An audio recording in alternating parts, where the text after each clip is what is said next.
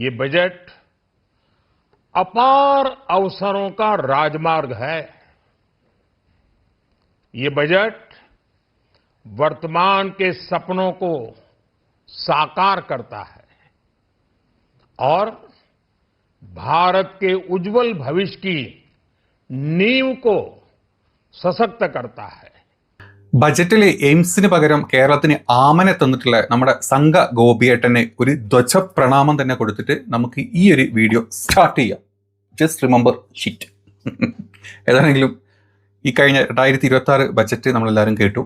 വളരെ വലിയൊരു വാഗ്ദാന പെട്ടികൾ തന്നെയാണ്. എല്ലാ പ്രാവശ്യം തുറക്കുന്ന പോലെ ഒരു പെട്ടി, അത് വീണ്ടും നമ്മൾ അടയ്ക്കും. അടുത്ത വട്ടം നമ്മൾ പേര് മാറ്റിയിട്ട് പെട്ടി വീണ്ടും തുറക്കും. ഇതാണ് നടന്നിട്ടുള്ളത്.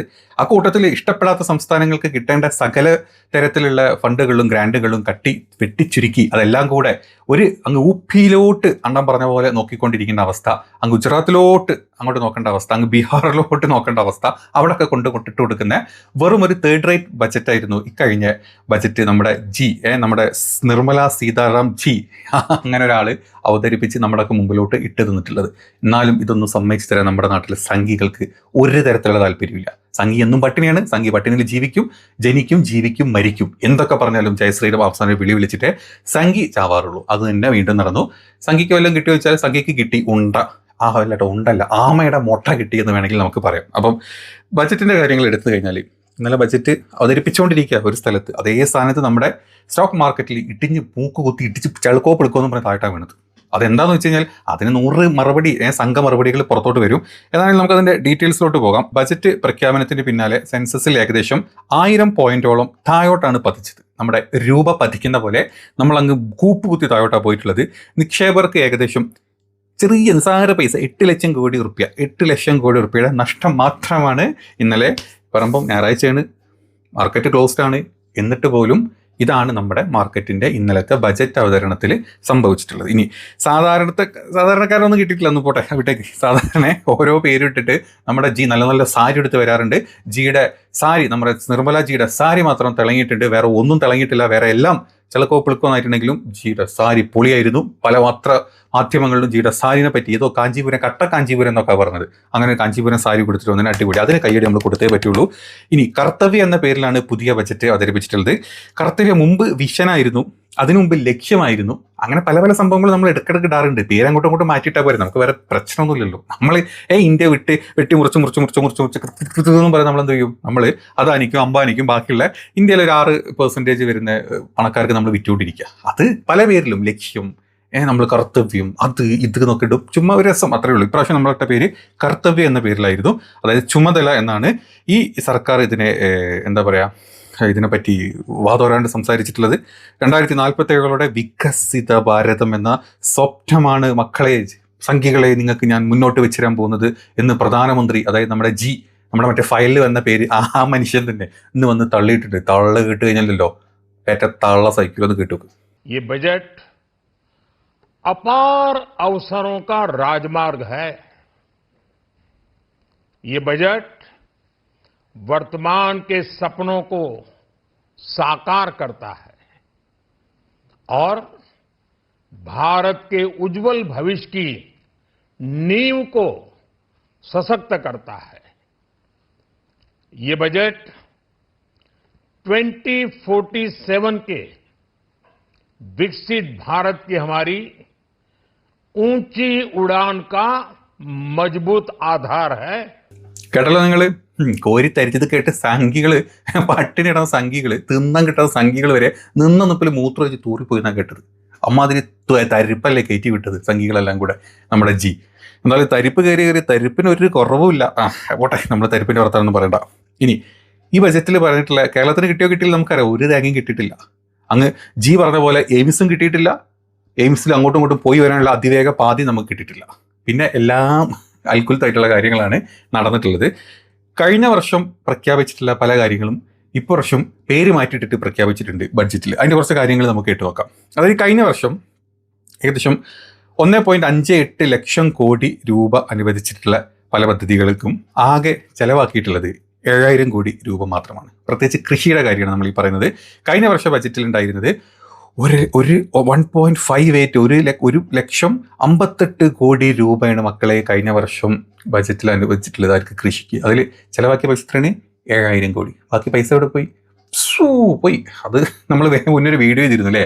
ഇത്തരം കേന്ദ്ര പദ്ധതികൾ പറഞ്ഞിട്ട് പൈസ പാസ്സാക്കി പ്രൊജക്റ്റ് കംപ്ലീറ്റ് ചെയ്യാണ്ട് ഈ പൈസ എവിടെ പോകണം എന്നുള്ളൊരു ചോദ്യം പല ഗവൺമെൻറ് റെക്കോർഡ് വെച്ചിട്ട് നമ്മളൊരു വീഡിയോ ചെയ്തിരുന്നു. എനിക്ക് തോന്നുന്നു കഴിഞ്ഞ മാസമായിട്ടാണ് നമ്മൾ ആ വീഡിയോ ചെയ്തത്. അതിലുണ്ട് ഡീറ്റെയിൽസ് ഒക്കെ, ഇത് എവിടെയൊക്കെ എന്തൊക്കെ ഇവർ ചെയ്യുന്നില്ല. അപ്പം ആ സംഭവം കഴിഞ്ഞ വർഷം നടന്നത്.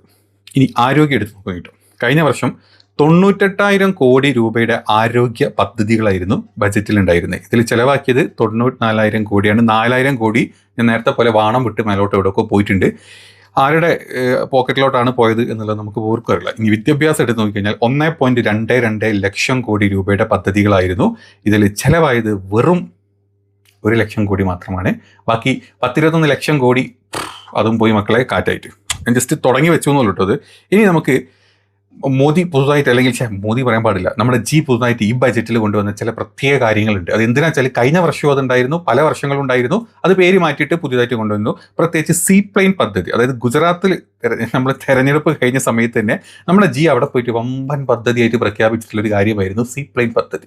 അത് 2019 തന്നെ അത് അടച്ചും പോയി 2021 അത് കംപ്ലീറ്റ്ലി ഷട്ട് ഡൗൺ ചെയ്തു പോയൊരു കാര്യമാണ്. അതായത് ആ പ്രൊജക്റ്റ് വിജയിച്ചിട്ടില്ല എന്ന് വ്യക്തമായിട്ട് അറിയുന്ന നമ്മുടെ സർക്കാരാണ് ഈ പ്രാവശ്യം വീണ്ടും അത് കയറ്റിവിട്ടിട്ടുണ്ട്.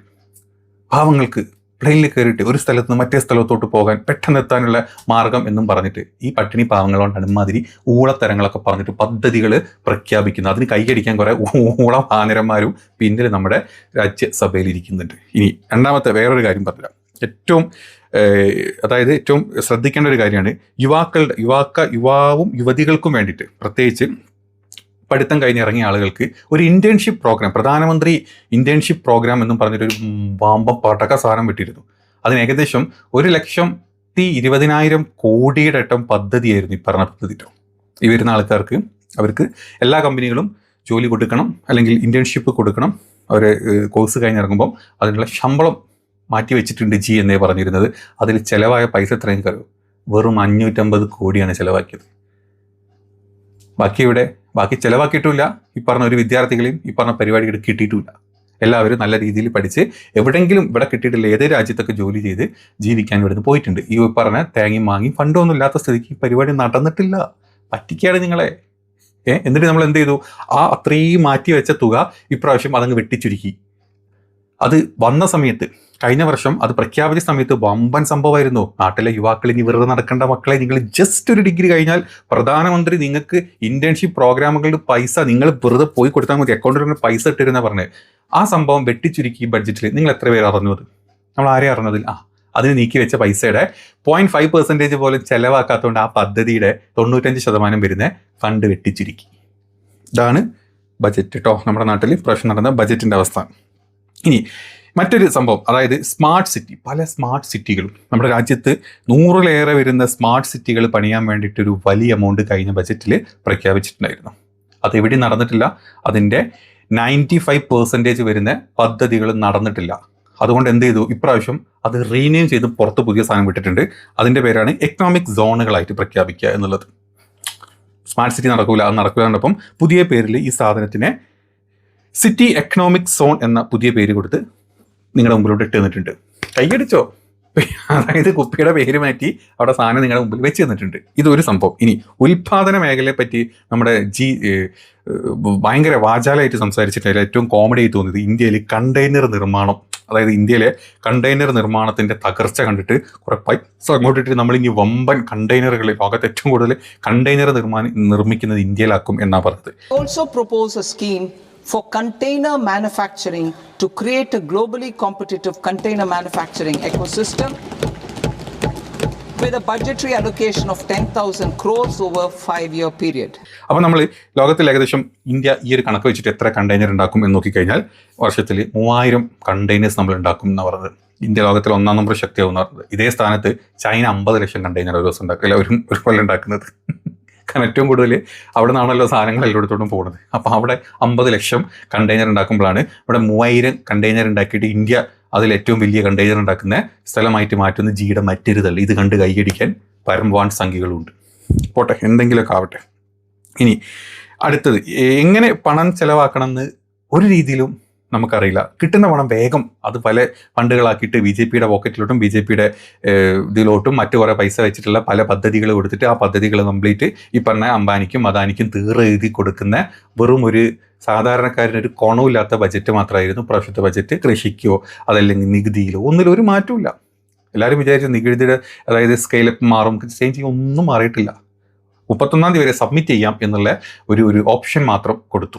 വേറെ ഒരു സംഭവം സാധാരണക്കാരന് വേണ്ടിയിട്ട് ഇപ്രാവശ്യം ബജറ്റിൽ ഉണ്ടായിട്ടില്ല എന്നുള്ളതാണ് അതിൻ്റെ സത്യം. ഇനി ഈ നമുക്ക് കേരളത്തിന് കിട്ടിയിട്ടുള്ള നികുതി എത്ര ഉണ്ട് നോക്കാം. നികുതി പൈസയിൽ നിന്ന് കേരളത്തിന് എന്ത് കിട്ടും എന്നുള്ളത് നമുക്ക് നോക്കാം. അതായത് യു പിക്ക് കിട്ടുന്ന എത്ര 100 റുപ്യ ഉണ്ടെങ്കിൽ കേന്ദ്ര സർക്കാരിൻ്റെ 100 റുപ്യ നികുതി ഉണ്ടെങ്കിൽ ആ പൈസയുടെ 17 റുപ്യയും പോകുന്നത് യു പിയിലോട്ട്. അതായത് 17.619% യു പിക്കാണ് പോകുന്നത്. രണ്ടാമത് ബീഹാർ 10%, ഏകദേശം 9.948, പിന്നെ മധ്യപ്രദേശ് 7.348, പിന്നെ വെസ്റ്റ് ബംഗാൾ ഇതിൻ്റെ ഇടയിൽ വന്നിട്ടുണ്ട്. കാരണം വലിയൊരു സംസ്ഥാനമാണ്, കൊടുത്തേ പറ്റൂ എന്നുള്ളതുകൊണ്ട് തന്നെ 7.712, പിന്നെ മഹാരാഷ്ട്ര, രാജസ്ഥാൻ, ആന്ധ്രാപ്രദേശ്.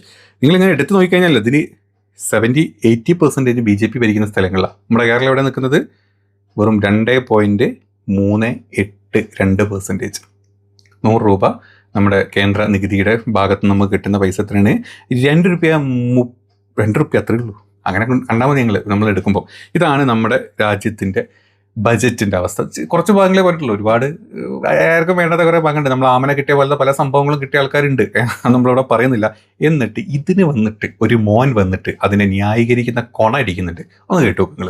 ഈ ബഡ്ജറ്റ് ഇന്ന് അവതരിപ്പിച്ച ബഡ്ജറ്റ് 2026 ബഡ്ജറ്റ് ഇതുവരെ 11 ബഡ്ജറ്റ് അവതരിപ്പിച്ച നരേന്ദ്രമോദിജീൻ്റെ ഒരു പുതിയ ബഡ്ജറ്റാണ്.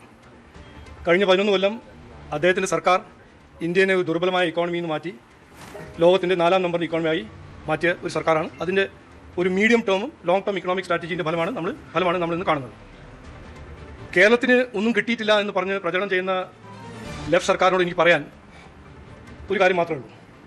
ഇതുവരെ കഴിഞ്ഞ 10-11 ബഡ്ജറ്റിൽ കേരളത്തിന് വേണ്ടി എത്രയോ കാര്യങ്ങൾ ചെയ്തിട്ടുണ്ട്. പക്ഷേ ഇന്ന് ഞാൻ പറയാൻ ആഗ്രഹിക്കുന്നത്, ഇതിനു മുമ്പ് എത്രയോ പദ്ധതികൾ കൊടുത്ത ഈ സെൻട്രൽ ഗവൺമെൻറ്, കേന്ദ്ര സർക്കാർ, ഇന്നും ഈ സർക്കാർ അത് നടപ്പിലാക്കുന്നില്ല. PM ആവാസ് യോജനയാണോ, ജൽജീവൻ മിഷനാണോ, PM ആയുഷ്മാനാണോ, ഞാനൊരു ഉദാഹരണമായിട്ട് പറയാണ്. കിട്ടുന്നില്ല എന്ന് പറഞ്ഞ് നടക്കുന്ന ലെഫ്റ്റ് സർക്കാരിനോട് എൻ്റെ ഒരു ഒറ്റ ചോദ്യമുള്ളൂ. നിങ്ങൾക്ക് തന്ന കാര്യങ്ങൾ എന്താണ് നിങ്ങൾ നടപ്പിലാക്കാത്തത്? പദ്ധതികൾ എന്തുകൊണ്ട് നിങ്ങൾ ചെയ്യുന്നില്ല?